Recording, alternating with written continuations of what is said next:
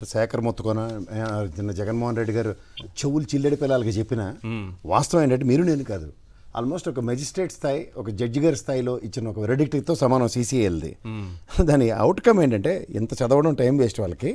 అర్థం అవుతుంది కూడా ఇది వాళ్ళ దగ్గర ఉండి కూడా వాళ్ళు చెప్పే నాటకాలకి మనం ఏం చేయలేం లిమిట్స్ ఆఫ్ రిస్ట్రిక్ట్స్ అన్నది production of goods or provision of services or market terror or technical or scientific development ruling of the goods or services to the producers of commerce are indulge in practice or practices ruling in denial of market access in any manner అని ఇస్తూ రూలింగ్లో ఇంకోటి ఏమి వచ్చిందంటే in light of the facts, the evidence on record and based on the submissions of parties, the allegations of abuse raised by the infants are not found to be validated and no case of conversion of provisions section 4 of the act అనేది verdict ఇస్తూ ఏమని ఇచ్చిందంటే ఇంకా final ruling the CCIL gave a clear ruling that the liquor policy of AP government does not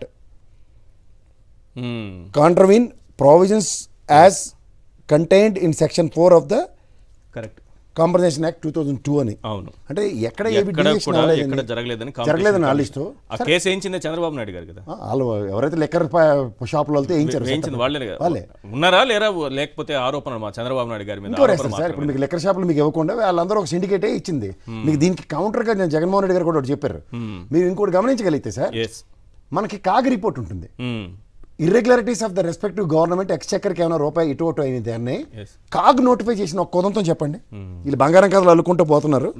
ఇప్పుడు ఇందులో చూడండి మీరు executor of withdrawing of privilege fees signed by the CM ఏది GO number 391 16/6/2012 GO MS 357 department dated 26/6/2013 GO MS number 2016 reverse department 22/6/2015 GOMS 2017 reverse by department dated 22/6/2015 ఇది ఇప్పుడు 22/6/2015లో ఏవైతే మనం ఎక్స్చెక్కర్కి ఫీజులు 6,500 కోట్లు ఎస్టాబ్లిష్ చేస్తాం చూడండి ఇది చంద్రబాబు నాయుడు గారి మీద కట్టిన కేసు ఇది సో ఇక్కడ ఫ్యాక్ట్స్ ఏవైతే ఉన్నాయో వాటిని హైడ్ చేసుకుంటూ నిజంగా ఎక్స్చెక్కర్కి ఎక్కడ డ్యామేజ్ జరిగింది ప్రాపర్ వే ఒక ప్రాపర్ ఛానల్లో రెవెన్యూ రావాల్సిన దగ్గర ఎక్స్చెక్కర్కి డీవియేట్ చేస్తూ యాజ్ ఇఫ్ ఈ గవర్నమెంట్ చేసిందని బ్లేము అభియోగాలు మీడియా సెల్ త్రూగా చేస్తూ ఇది అవుట్కమ్ ఎక్కడ ఎస్టాబ్లిష్ చేయలేకుండా ఏ రోజు కారోజు చేతులు ఎత్తేస్తుంటే ఇప్పటి వరకు 8 నెలలు ఏం లేదా ఇప్పుడు ఫర్దర్ కూడా ఏమి ఉండదు ఎందుకు ఉండదంటే ఇప్పుడు నేను మళ్ళీ చెప్తున్నాను సార్ మరి రోజుకు ఒక కథనం మీరు పేపర్లు అన్ని తిరగండి ఒక 10 రోజులు 15 రోజులు వెళ్తే అవన్నీ కూడా ఎవిడెన్సా వాళ్ళకి ఏంటి మరి రోజు ఎట్లా వస్తాయి ఈ కథలన్నీ ఎట్లా నేను చదవన దరిద్రాన్ని రెండోది ఏంటంటే సార్ వాడు నిజం రాసే దమ్ము ధైర్యం అడిగాను ఉంటే ఆ పేపర్లు చదవచ్చు ఇప్పుడు మీకు చిన్న చెప్తున్నాను నేను సీఎంఓలో ఒక సంబంధించిన ఫైలు ఈ రోజు చంద్రబాబు నాయుడు గారే సీఎం కదా సార్ ఒక 2 నిమిషాలు ఆ ఫ్యాక్ట్ నాకు లెక్కర్ ఫైల్ ఓఎస్డీ కోడ్కి డిప్లాయ్ చేస్తే 2 నిమిషాలు అవుట్కమ్ ఇస్తారు నెరేటివ్